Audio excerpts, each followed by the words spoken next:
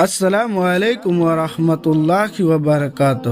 دوستو، میں امید کرتا ہوں کہ آپ لوگ خیریت سے ہوں گے۔ اللہ پاک ہم سب کو سلامت رکھے، خوش رکھے۔ دوستو، میں آپ سب سے یہ گزارش ہے کہ آپ سب نماز نہیں پڑھ رہے ہیں تو آج سے نماز پڑھنا شروع کر دے، کیونکہ مرنے کے بعد پہلا قبر کے اندر سوال ہوگی من ربو کا، تمہارا رب کون ہے؟ اس وقت ہمارا نماز ہی کام آئے گی، اسی لیے پہلے سے تیاری کرے۔ چلیے شروع کرتے ہیں۔ بسم اللہ الرحمن الرحیم۔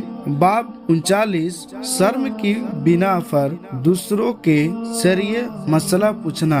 حدیث نمبر 107، علی رضی اللہ تعالیٰ عنہ سے روایت ہے کہ انہوں نے فرمایا کہ میری مزی بہت نکلا کرتی تھی۔ میں نے مقداد رضی اللہ تعالیٰ عنہ سے کہا کہ وہ نبی صلی اللہ علیہ وسلم سے اس کا حکم پوچھے۔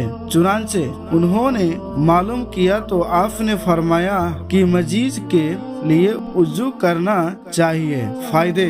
دوسری روایت میں ہے کہ حضرت علی رضی اللہ تعالیٰ عنہ خود رسول اللہ صلی اللہ علیہ وسلم سے یہ سوال معلوم نہ کر سکے، کیونکہ رسول اللہ صلی اللہ علیہ وسلم کی بیٹی آپ کے نکاح میں تھی، اسی لیے شرم روکتی تھی، اور ایسی شرم میں کوئی برائی نہیں۔ کچھ روایتوں سے معلوم ہوتا ہے کہ حضرت علی رضی اللہ تعالیٰ عنہ کی موجودگی میں یہ سوال پوچھا گیا۔ انالباری 1-285، حدیث نمبر 107، صحیح بخاری۔ السلام علیکم ورحمۃ اللہ وبرکاتہ۔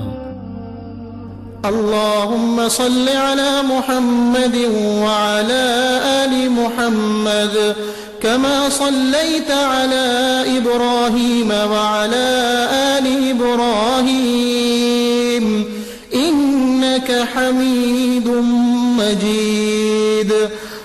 اللهم بارك على محمد وعلى آل محمد كما باركت على إبراهيم وعلى آل إبراهيم إنك حميد مجيد۔